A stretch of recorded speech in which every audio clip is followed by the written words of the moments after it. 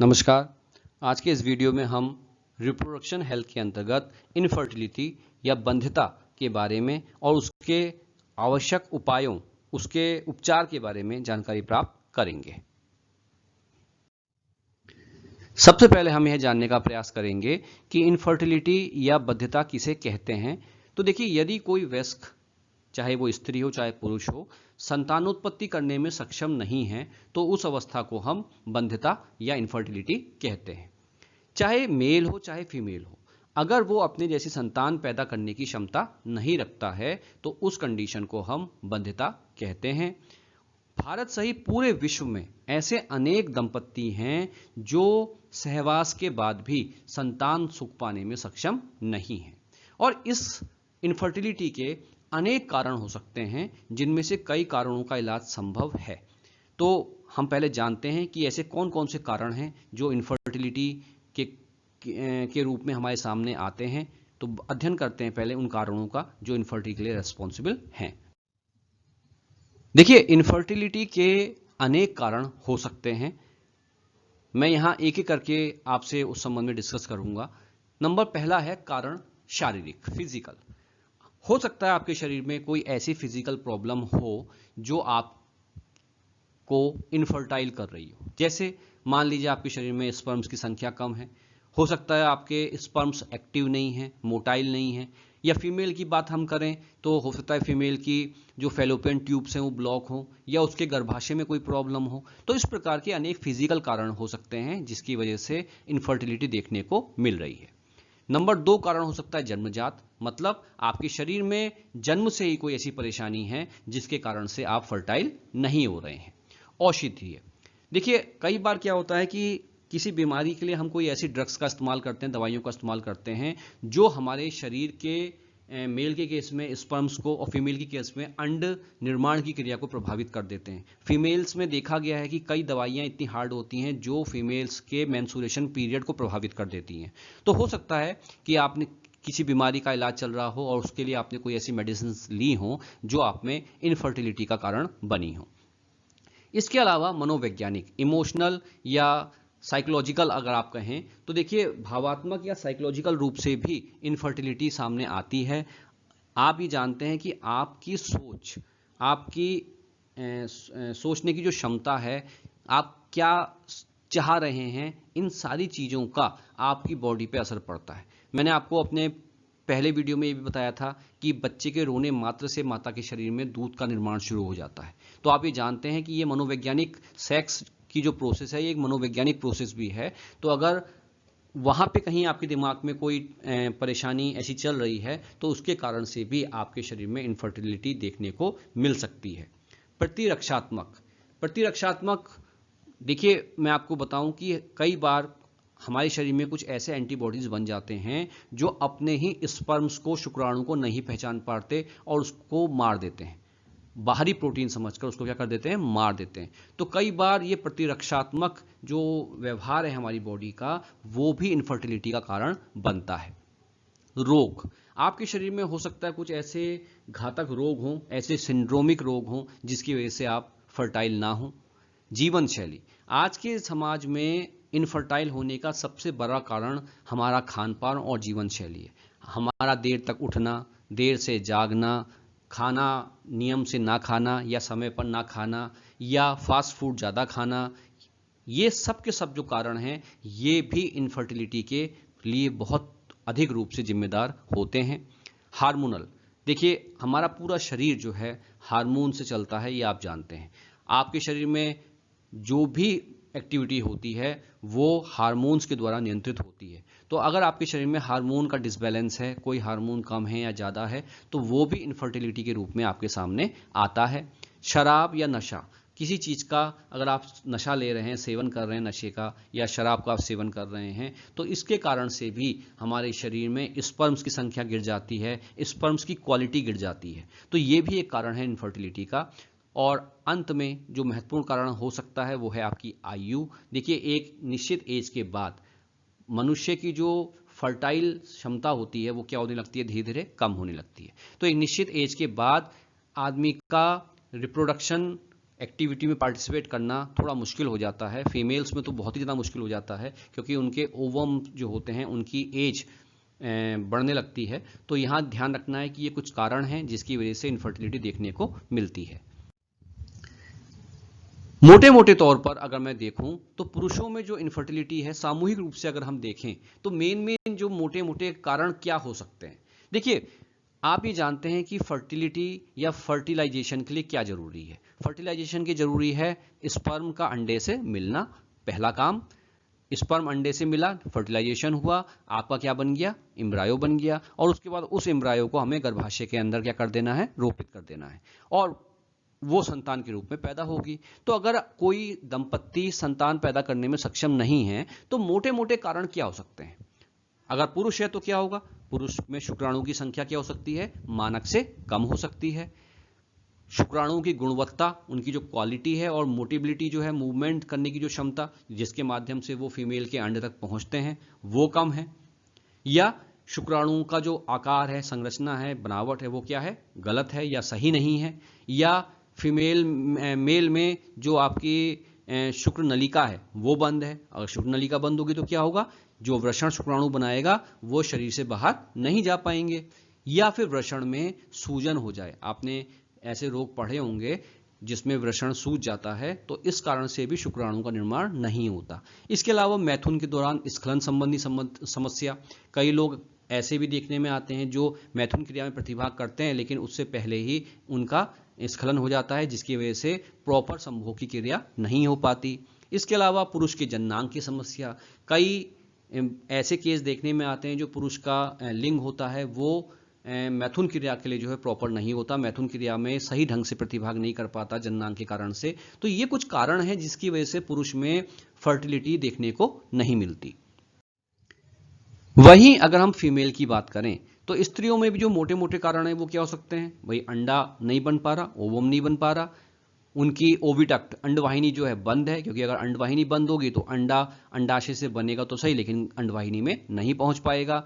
गर्भाशय की स्थिति, गर्भाशय कई बार अपने सामान्य आकार से हट करके होता है, कई लोगों में, कई में गर्भाशय मुड़ जाता है, मतलब आप ये समझ लीजिए सामान्य स्थिति से गर्भाशय कई बार हट जाता है, और उस कारण से जो रोपण की प्रक्रिया है वो संपन्न नहीं हो पाती। इसके अलावा माहवारी सामान्य ना होना, आप जानते हैं अगर किसी फीमेल में मेंस्ट्रुएशन पीरियड डिस्टर्ब हो जाए तो उसमें ओव्यूलेशन भी डिस्टर्ब होगा, तो ये भी एक कारण है इनफर्टिलिटी का। साथ ही साथ जैसा मैंने आपसे पहले भी कहा, कुछ लोगों में फर्टिलाइजेशन तो हो जाता है लेकिन गर्भाशय इतना कमजोर होता है, इतना मजबूत नहीं होता कि वो बच्चे का भार झेल सके, तो रोपण संबंधी प्रॉब्लम, इम्प्लांटेशन संबंधी प्रॉब्लम्स होती हैं कुछ लेडीज में, जिस कारण से वो इनफर्टिलिटी शो करती हैं। अब देखिए, आज के ज़माने में ऐसी अनेक तकनीकें मौजूद हैं जिनकी सहायता से हम ऐसे दंपत्तियों को जो नॉन फर्टाइल हैं या इनफर्टाइल हैं उनको बच्चा उत्पन्न कराने में सहयोग कर सकते हैं, और इन तकनीकों को हम नाम देते हैं सहायक जनन प्रौद्योगिकी, असिस्टेड रिप्रोडक्टिव टेक्नोलॉजी, और शॉर्टकट में हम इसको कहते हैं ART, असिस्टेड रिप्रोडक्टिव टेक्नोलॉजी। तो ये कुछ तकनीक हैं जिनके माध्यम से इनफर्टाइल दंपत्ति भी आज की डेट में, आज के समय में संतान पैदा करने में सक्षम है, संतान सुख भोग सकती है। ये जो तकनीकें हैं, इन तकनीकों को हम दो भागों में अध्ययन करेंगे। एक कहलाती है पात्रे निषेचन, इन विट्रो फर्टिलाइजेशन, और दूसरी तकनीक कहलाती है जीवे निषेचन, इन विवो फर्टिलाइजेशन। तो आइए एक एक करके हम बात करते हैं कि ये पात्रे निषेचन क्या है और ये जीवे निषेचन क्या है, और किस प्रकार से ये संतान पैदा करने में इनफर्टाइल दंपत्ति को सहयोग करती है।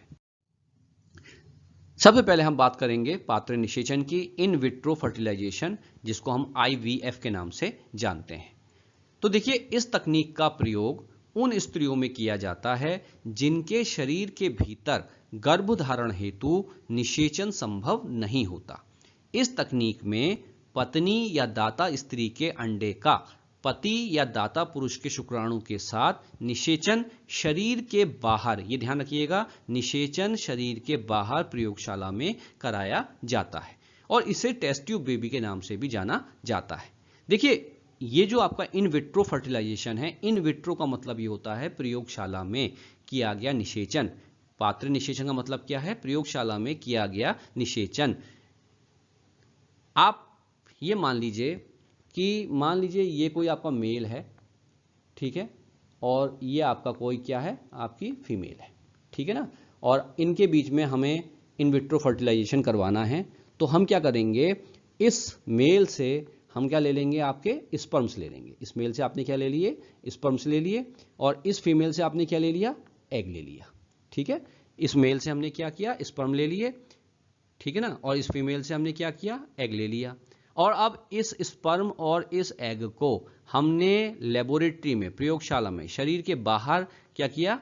निषेचित करवाया। और ये जो क्रिया है, ये क्रिया कहलाएगी आपकी क्या? In vitro fertilisation.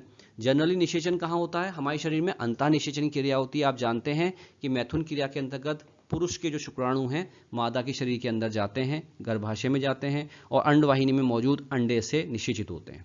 तो ये मादा के शरीर के अंदर निषेचन होता है। लेकिन पात्रे निषेचन के अंतर्गत, इस तकनीक के अंतर्गत हम क्या करते हैं? नर से शुक्राणु ले लिए, मादा से अंडा ले लिया, और इसको शरीर से बाहर प्रयोगशाला में फर्टिलाइज कराया।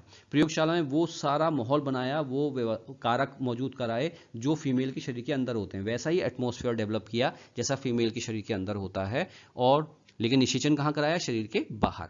तो ये जो शरीर के बाहर निषेचन हुआ, इस क्रिया को कहते हैं पात्र निषेचन। और इसको दूसरा नाम हम देते हैं क्या? Test tube baby. Test tube baby आपने बहुत कॉमन नेम सुना होगा। तो टेस्ट ट्यूब बेबी भी आईवीएफ के माध्यम से ही प्राप्त किया जाता है। अब ये जो इन विट्रो फर्टिलाइजेशन है, ये भी दो भागों में हम पढ़ेंगे। क्या है? एक एक जानते हैं।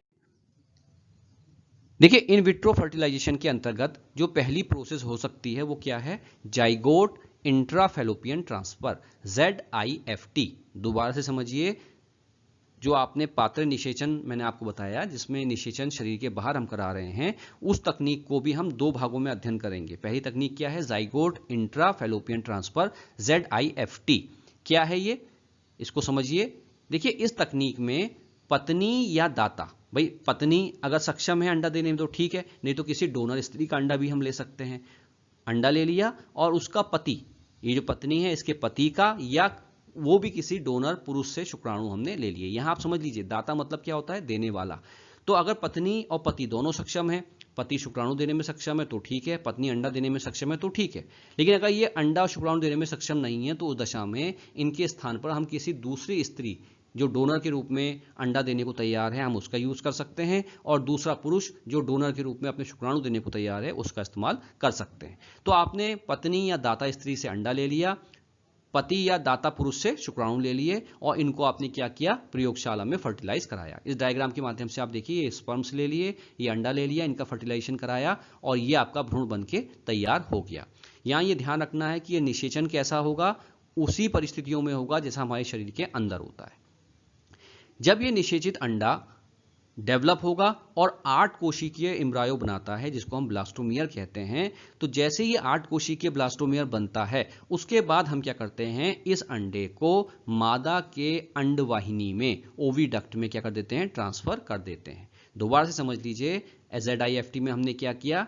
इन विट्रो फर्टिलाइजेशन कराया, मतलब शरीर के बाहर शुक्राणु अंडे को मिलाकर के निषेचन किया। निषेचन के बाद 8 कोशिकीय ब्लास्टोमियर बन गया, भ्रूण बन गया, और ये 8 कोशिकीय जो भ्रूण हैं, इसको हमने तकनीक के माध्यम से मादा के अंडवाहिनी में क्या कर दिया? रोपित कर दिया। अब मादा के अंडवाहिनी में 8 कोशिकीय ब्लास्टोमियर आ गया। उसके बाद क्या होगा? ये ब्लास्टोमियर यहां से मूवमेंट करता हुआ कहां आएगा? गर्भाशय में आएगा, और गर्भाशय की जो एंडोमेट्रियम है उसमें क्या हो जाएगा? रोपित हो जाएगा। और इसके बाद की जो प्रक्रिया होगी वो बिल्कुल कैसी होगी? सामान्य प्रक्रिया होगी।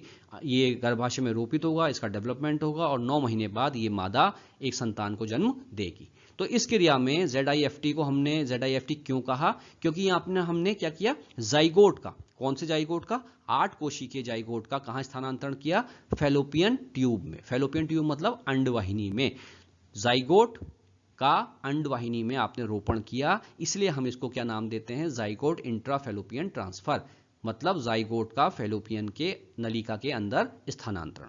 तो ये टेक्निक आपकी समझ में आ गई होगी। निषेचन हुआ, निषेचन के बाद 8 कोशिकीय जो ब्लास्टोमियर था उसको हमने फैलोपियन ट्यूब में या अंडवाहिनी में क्या कर दिया? ट्रांसफर कर दिया। इसलिए हमने इस प्रोसेस को क्या कहा? ZIFT। क्लियर हो गया? जैसा मैंने आपको पहले बता दिया, रोपण के बाद ये जो 8 कोशिकीय भ्रूण डेवलपमेंट की बात कहाँ आएगा, 16 कोशिकीय भ्रूण में बदलेगा और कहाँ आपका गर्भाशय में रोपित हो जाएगा और उसके बाद की स्थिति सामान्य जैसे महिला में होती है वैसे चलेगी। 9 महीने का गर्भ होगा, उसके बाद प्रसव होगा और संतान पैदा होगी। इसी के अंतर्गत जो आपने इन विट्रो फर्टिलाइजेशन पढ़ा, इन विट्रो फर्टिलाइजेशन में पहली तकनीक मैंने आपको बता दी ZIFT, और दूसरी तकनीक क्या है, इंट्रा यूटेराइन ट्रांसफर, IUT। अब देखिए बहुत माइन्यूट अंतर है दोनों के बीच में। इस तकनीक में क्या होता है, पत्नी या दाता स्त्री के अंडे का पति या दाता पुरुष के शुक्राणु के साथ निषेचन कराते हैं, जैसा पहले कराया। 8 कोशिकीय ब्लास्टोमियर आपका बनता है। अब हम क्या करते हैं, इस 8 कोशिकीय ब्लास्टोमियर को ZIFT में हमने कहां भेजा था, अंडवाहिनी में, लेकिन IUT तकनीक में हम क्या करते हैं, इस भ्रूण को हम अंडवाहिनी में ना भेज कर कहां रोपित कर देते हैं, गर्भाशय में। इसका काम हमने थोड़ा और कम कर दिया, नहीं तो ये भ्रूण कहां जाता पहले, अंडवाहिनी में, अंडवाहिनी से धीरे धीरे कहां था, गर्भाशय में। लेकिन IUT तकनीक में हमने क्या किया, हमने इस एम्ब्रायो को सीधे कहां रोपित कर दिया, गर्भाशय में। इसका ये जो फीमेल है इसका गर्भाशय इस लायक है कि वो 9 माह तक बच्चे को संरक्षित कर सकता है। अब हमने IUT का इस्तेमाल क्यों किया, देखिए हो सकता है कोई फीमेल ऐसी हो जिसकी अंडवाहिनी ब्लॉक हो, अंडवाहिनी बंद हो। अब आपने कहाँ भ्रूण डालना है, अगर आपने भ्रूण डाला तो हो सकता है वो भ्रूण यहाँ से गर्भाशय में ना आ पाए, ये अंडवाहिनी इतनी सक्रिय हो कि गर्भाशय की ओर ये भ्रूण आ ही ना पाए। तो इसलिए उस खतरे से बचने के लिए हमने IUT का इस्तेमाल किया। इसमें हमने क्या किया, इस भ्रूण को 8 कोशिकीय जो ब्लास्टोमियर है उसको सीधे कहाँ रोपित कर दिया, गर्भाशय में रोपित कर दिया। और इसके बाद माता के गर्भ में जैसे संतान पलती है, ग्रो करती है 9 माह, वो अपना समय लेगी और 9 महीने बाद एक स्वस्थ बच्चा पैदा होगा। अब देखिए पात्र निषेचन के बाद हम बात करते हैं जीव निषेचन की। पात्र निषेचन तो आपने पढ़ लिया, समझ लिया कि पात्र निषेचन क्या था, जिसमें हमने क्या किया, फर्टिलाइजेशन कहाँ कराया, शरीर के बाहर, और उसके बाद जो भ्रूण बना 8 कोशिकीय उसको हमने इम्प्लांट कर दिया माता के शरीर के अंदर। अगर अंडवाहिनी में किया तो हमने उसको क्या कहा था, क्या कहा, ZIFT है ना, जाइगोट इंट्राफेलोपियन ट्रांसफर। और अगर हमने उसे गर्भाशय में कर दिया तो क्या कहा हमने, इंट्रा यूटेराइन ट्रांसफर। अब हम बात करते हैं जीव निषेचन की, इन वीवो फर्टिलाइजेशन। अब ये इन वीवो फर्टिलाइजेशन क्या है, देखिए इसमें जनरली क्या होता है कि हम जो फर्टिलाइजेशन की प्रोसेस है वो फीमेल के शरीर के अंदर ही कराते हैं। पात्र निषेचन में हमने शरीर के बाहर किया, अंडा और शुक्राणु को निषेचित कराया शरीर के बाहर, मादा के शरीर के बाहर कराया। लेकिन जीव निषेचन में हम क्या करते हैं, इन वीवो फर्टिलाइजेशन में हम क्या करते हैं, ये निषेचन जो होता है मादा के शरीर के अंदर ही कराते हैं। इस तकनीक का प्रयोग हम उस समय करते हैं जब स्त्री अंड उत्पन्न नहीं कर सकती। कोई ऐसी फीमेल है जो अंडा तो उत्पन्न नहीं कर सकती, लेकिन उसका शरीर फर्टिलाइजेशन के लिए और भ्रूण के डेवलपमेंट के लिए पूरी तरीके से उपयुक्त है। कोई फीमेल ऐसी भी तो हो सकती है जिसमें अंडा नहीं बन पा रहा। आप मान लीजिए अंडा बन रहा है, या हो सकता है अंडवाहिनी ब्लॉक है जिस कारण से अंडा अंडवाहिनी तक नहीं पहुंच पा रहा। ऐसी कोई दशा है कि फीमेल अंडा नहीं बना पा रही, लेकिन उसके शरीर में फर्टिलाइजेशन के लिए प्रॉपर सेटलमेंट करने की क्षमता है, भ्रूण एम्ब्रायो जो है उसके डेवलपमेंट के लिए क्षमता है, उसका गर्भाशय पूरी तरीके से मजबूत है। तो ऐसी फीमेल के लिए हम जीव फर्टिलाइजेशन या जीव निषेचन का इस्तेमाल करते हैं, क्योंकि फीमेल निषेचन करने में सक्षम है, केवल उसको क्या दिक्कत है, अंड नहीं बन रहा, अंडा उत्पन्न नहीं कर पा रही। तो कैसे होता है, इस तकनीक में हम क्या करते हैं कि स्त्री के शरीर के भीतर ही नर और मादा युग्मक का संलयन या फर्टिलाइजेशन कराते हैं। और ये जो तकनीक है ये किस नाम से जानी जाती है, इसे हम कहते हैं GIFT, gametic intrafallopian transfer. Gametic मतलब गैमिट, गैमिट मतलब युग्मक, नर युग्मक या मादा युग्मक। तो युग्मक का अंडवाहिनी में ट्रांसफर, ये कहलाता है गैमेटिक इंट्राफेलोपियन ट्रांसफर, GIFT। देखिए कंफ्यूज मत कीजिएगा, पहले आपने ZIFT पढ़ा, वहां Z का मतलब जाइगोट था और यहां G का मतलब क्या है, गैमेटिक। इस तकनीक में हम क्या करते हैं, अब फीमेल, जिस फीमेल में ये टेक्निक हम इस्तेमाल कर रहे हैं वो तो अंडा उत्पन्न कर ही नहीं सकती, तो हम किसी डोनर फीमेल से अंडे को निकालते हैं और उस अंडे को जो पेशेंट फीमेल है उसकी अंडवाहिनी में आपने क्या कर दिया, स्थानांतरित कर दिया। ये देखिए ये अंडा हमने कहाँ से लिया, किसी डोनर महिला से ले लिया ये अंडा, और उस अंडे को हमने फीमेल की कहाँ कर दिया, अंडवाहिनी में रोपित कर दिया, ट्रांसफर कर दिया। अब ये फीमेल मैथुन क्रिया में प्रतिभाग करेगी। इसका जो पार्टनर होगा वो सामान्य प्रक्रिया के द्वारा मैथुन के माध्यम से शुक्राणु इसके योनि में छोड़ेगा और यहाँ से ये शुक्राणु मूवमेंट करते हुए अंडवाहिनी में जाएंगे, जहाँ पे क्या मौजूद है, पहले से दाता स्त्री द्वारा दिया गया अंडा मौजूद है। निषेचन होगा और निषेचन के बाद वो निषेचित भ्रूण जो है या अंडा यहाँ गर्भाशय में क्या हो जाएगा, रोपित हो जाएगा और एक जो सामान्य प्रक्रिया होती है वो प्रक्रिया चलेगी और संतान उत्पत्ति हो जाएगी। तो यहाँ पे हमने क्या किया, गैमेट का हमने ट्रांसफर किया दाता स्त्री से अंडे को लेकर पेशेंट फीमेल के अंडवाहिनी में स्थानांतरित कर दिया, इसलिए हमने इसको गैमेटिक इंट्राफैलोपियन ट्रांसफर कहा। अब आप इस तकनीक में देखें, हमने ट्रांसफर किया गैमेट और निषेचन कहाँ हुआ, फीमेल के शरीर के अंदर ही हुआ, फीमेल की अंडवाहिनी में ही निषेचन हुआ है, इसीलिए हमने इसको कहा इन विवो फर्टिलाइजेशन या जीव निषेचन, क्योंकि निषेचन मादा के शरीर के अंदर हो रहा है, ये बात ध्यान रखिएगा आप। चूंकि मैंने आपको पहले ही बता दिया कि ये जो फीमेल है, इस फीमेल की सिर्फ एक प्रॉब्लम है कि ये अंडा नहीं बना सकती, तो हमने अंडा बाहर से ट्रांसफर कर दिया। इसके अलावा इसका शरीर फर्टिलाइजेशन के लिए और भ्रूण के डेवलपमेंट के लिए पूरी तरीके से क्या है, सामान्य है। सामान्यतः निषेचन होगा और अंडा निषेचन के बाद क्या होगा, आपके गर्भाशय में क्या हो जाएगा, रोपित हो जाएगा। अब देखिए, इसी में एक तकनीक आती है जिसको हम कहते हैं इंट्रासाइटोप्लाज्मिक स्पर्म इंजेक्शन। ध्यान से समझिएगा, इंट्रासाइटोप्लाज्मिक स्पर्म इंजेक्शन ICSI। इस तकनीक में हम क्या करते हैं, शुक्राणुओं को सीधे ही अंडे के अंदर इंजेक्ट कर देते हैं। कई बार क्या होता है, कुछ पुरुष ऐसे होते हैं जिनके शुक्राणु बहुत निकम्मे होते हैं, उनके शुक्राणु में मोटिबिलिटी बिल्कुल नहीं होती, बहुत मूवमेंट नहीं कर पाते या वो बहुत हल्के होते हैं, ढीले होते हैं, तो उनमें ये क्षमता भी नहीं होती कि वो किसी फीमेल के अंडे को भेद सके, पेनिट्रेट कर सके। तो ऐसे निकम्मे शुक्राणुओं के लिए हम इंट्रासाइटोप्लाज्मिक स्पर्म इंजेक्शन का इस्तेमाल करते हैं। इस स्थिति में आपने क्या किया, एक पीपेट के माध्यम से शुक्राणुओं को इस अंडे के अंदर आर्टिफिशियल रूप से हमने क्या किया, इंजेक्ट कराया। और जैसे ये अंडा में हमने शुक्राणु इंजेक्ट कराया, ये प्रोसीजर कहाँ होगा, लेबोरेटरी में होगा, और लेबोरेटरी में इंजेक्ट कराने के बाद अब हमने भ्रूण को कहाँ डाल दिया, अंडवाहिनी या गर्भाशय में डाल दिया। तो ये भी एक तरीके का IVF है, ये ध्यान रखिएगा, ये भी इन विट्रो फर्टिलाइजेशन है। यहाँ पे भी जो फर्टिलाइजेशन हो रहा है कहाँ हो रहा है, शरीर के बाहर। दोबारा से समझ लीजिए हमने क्या किया, ये तकनीक हमने क्यों अपनाई, जब शुक्राणु अंडे को पेनिट्रेट करने में सक्षम ना हो या बहुत कम शुक्राणु हो तो वो अंडे तक पहुंच ही नहीं पाएंगे, तो उस अंडे को पेनिट्रेट ही नहीं कर पाएंगे, या अंडे शुक्राणु की मोटिबिलिटी बहुत कम हो। मतलब ये समझ लीजिए कि शुक्राणु के कम होने से या शुक्राणु के मतलब एक्टिव ना होने के कारण से अगर ये स्थिति है इनफर्टिलिटी की, तो हम क्या करते हैं, अंडे में शुक्राणु को आर्टिफिशियल रूप से पेनिट्रेट करवाते हैं। शुक्राणु के अंदर जाते ही निषेचन हो जाएगा और उसके बाद इस भ्रूण को हम माता के गर्भ में क्या कर देते हैं, या अंडवाहिनी में रोपित कर देते हैं। तो ऐसी टेक्निक कहलाती है इंट्रासाइटोप्लाज्मिक स्पर्म इंजेक्शन। अगली एक और टेक्निक है इंट्रायूटेराइन इंसेमिनेशन IUI। देखिए इसमें क्या होता है, इस तकनीक में हम किसी पुरुष के वीर्य से शुक्राणुओं को लेकर माता के शरीर के अंदर इंजेक्ट करते हैं। और ये तकनीक क्यों यूज की जाती है, अब मान लीजिए कोई मेल ऐसा है जिसके वीर्य में शुक्राणु की संख्या बहुत कम है, बहुत कम स्पर्म्स हैं, या उसका लिंग मैथुन क्रिया करने में सक्षम नहीं है, उसके लिंग में कुछ ऐसी प्रॉब्लम है जो मैथुन क्रिया में सक्षम नहीं है, स्खलन की कोई समस्या है। तो इस प्रकार की अगर कोई दिक्कतें हैं मेल में, तो हम क्या करते हैं, मेल से आर्टिफिशियली शुक्राणु बाहर निकालते हैं उसके शरीर से, वृषण से, और या फिर हम ये कर सकते हैं कि कोई डोनर मेल ले लें, उससे शुक्राणु को ले लें, ठीक है ना। तो दोनों ही तकनीकों में या तो जो पेशेंट मेल है उसी के शुक्राणु हम वृषण से अलग कर लें, या फिर किसी डोनर से शुक्राणु को लेते हैं और आर्टिफिशियल रूप से उसके पार्टनर के योनि या गर्भाशय में प्रविष्ट कराते हैं। इस डायग्राम में आप समझिए, ये देखिए आपने एक ट्रे में शुक्राणु ले रखे हैं और इन शुक्राणुओं को आर्टिफिशियल रूप से हमने कहाँ इंजेक्ट कर दिया, फीमेल के गर्भाशय में या फीमेल की योनि में हमने इन शुक्राणुओं को ट्रांसफर कर दिया।